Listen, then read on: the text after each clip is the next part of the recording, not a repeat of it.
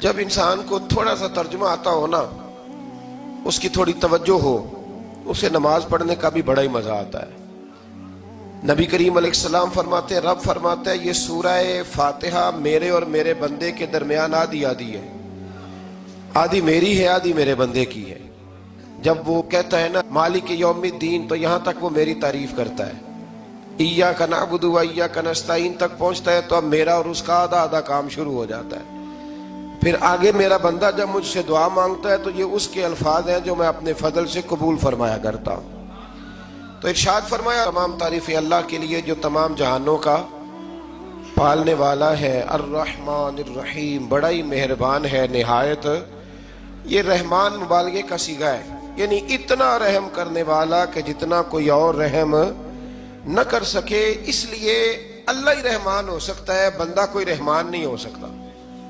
بندے کو رحیم کہا جا سکتا ہے، نبی پاک رحیم ہے لیکن رحمان نہیں ہے، اس لیے کسی بھی انسان کا نام رحمان نہیں ہو سکتا۔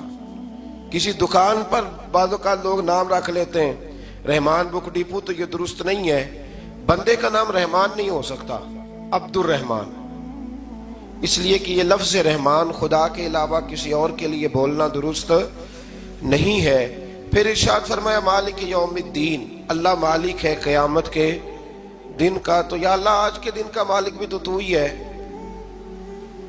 آج جو یکم رمضان مبارک ہے تو اس دن کا مالک بھی اللہ ہی ہے۔ تو یہ جو خاص کر کہا مالک یوم الدین، اس کا معنی یہ ہے کہ یہاں کچھ لوگ عارضی طور بھی تو بعض چیزوں کے مالک ہیں نا، یہ زمین میری ہے، یہ گھڑی میری ہے، یہ گھر میرا ہے، یہ بچے میرے ہیں، عارضی طور پر بھی تو لوگ مالک ہیں۔ لیکن قیامت کے دن عارضی طور پر بھی کوئی مالک نہیں ہوگا، قیامت میں ساری بادشاہی فقط میرے اللہ کی ہوگی۔ بلکہ رب کریم فرمائے گا کہاں ہیں وہ لوگ جو دنیا میں بادشاہ بنا کرتے تھے، کدھر؟ بڑے بڑے کج کلا جو کہتے تھے کہ ہم اٹھتے ہیں تو لوگ اٹھتے ہیں، بیٹھتے ہیں تو دنیا بیٹھ جاتی، وہ کہاں ہیں؟ جب کوئی نہیں بولے گا تو رب فرمائے گا للہ الواحد القہار، آج ایک رب واحد اور قہار کی حکمرانی ہے۔ پھر ارشاد فرمایا ایاک نعبد و ایاک نستعین، بے شک ہم تیری ہی عبادت کرتے ہیں اور تجھی سے مدد چاہتے ہیں۔ عبادت بھی اللہ کی ہے اور مدد بھی، یہ جو بندوں کے ذریعے بعض اوقات مدد ہوتی ہے تو یہ مدد بھی اللہ کی ہے، یہ مدد بھی اللہ کی ہے۔ یہ کسی بندے نے مائک بنایا ہے جس کی مدد سے آپ تک آواز جا رہی ہے، تو اس کو عقل کس نے دی تھی بنانے کی؟ تو پھر مدد کس کی ہوئی؟ اللہ کی۔ تو دنیا میں کوئی بھی جو مدد کرتا ہے وہ اللہ کے ولی کریں، نبی کرے، پیغمبر کریں، تو وہ مدد کس کی ہے؟ اللہ کی، اس لیے کہ وہ ذاتی طور پر کچھ بھی نہیں کر سکتے۔ اگر اللہ انہیں توفیق نہ دے وہ کسی کی مدد نہیں کر سکتے۔ تو ایاک نعبد و ایاک نستعین، ہم تیری ہی عبادت کرتے ہیں، تجھی سے مدد چاہتے ہیں۔ اہدنا الصراط المستقیم، اے اللہ ہمیں سیدھا راستہ دکھا۔ کون سا راستہ سیدھا ہے؟ کون سا راستہ سیدھا ہے؟ تو اللہ نے خود ہی فرمایا ایسے ہی نہ بھٹک جانا، راستہ سیدھا وہ ہے صراط الذین انعمت علیہم، ان لوگوں کا راستہ سیدھا ہے جن پر اللہ نے انعام فرمایا ہے۔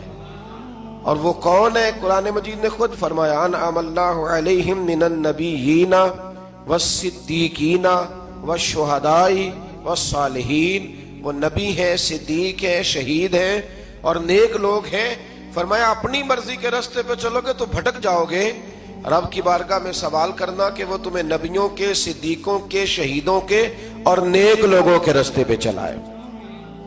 غیر المغضوب علیہم ولا الضالین، نہ ان لوگوں کے راستے پہ چلا جن پر تیرا غضب ہوا، اور نہ ان کے راستے پہ چلا جن پر تو ناراض ہوا، جنہیں تو نے گمراہ کیا، ان لوگوں کے راستے پہ نہ چلا، بلکہ ان لوگوں کے راستے پہ چلا جن پر تیرا انعام ہوا۔ یہ جو لوگ ہیں نا مغضوب علیہم ولا الضالین، ایک گروہ یہودیوں کا ہے اور ایک عیسائیوں کا ہے۔ کہا جا رہا ہے یا اللہ نہ یہودیوں کے راستے پہ چلا اور نہ عیسائیوں کے راستے پہ چلا، ہمیں تو ابو بکر صدیق کے راستے پہ چلا، ہمیں تو عمر فاروق کے راستے پہ چلا، عثمان غنی، مولا علی اور جناب ابو ہریرہ کے راستے پہ چلا۔ اب یہ سورہ فاتحہ کا تو میں نے مکمل ترجمہ عرض کیا۔ سورہ بقرہ یہ قرآن مجید کی سب سے بڑی سورہ ہے۔ ایک حدیث اس کی فضیلت پہ سن لیں۔ نبی کریم علیہ السلام نے فرمایا جس گھر میں سورۃ بقرہ پڑھی جائے نا، فرمایا جن کیا وہاں سے تو شیطان بھی بھاگ جاتا ہے۔ سورہ بقرہ گھروں میں پڑھیں.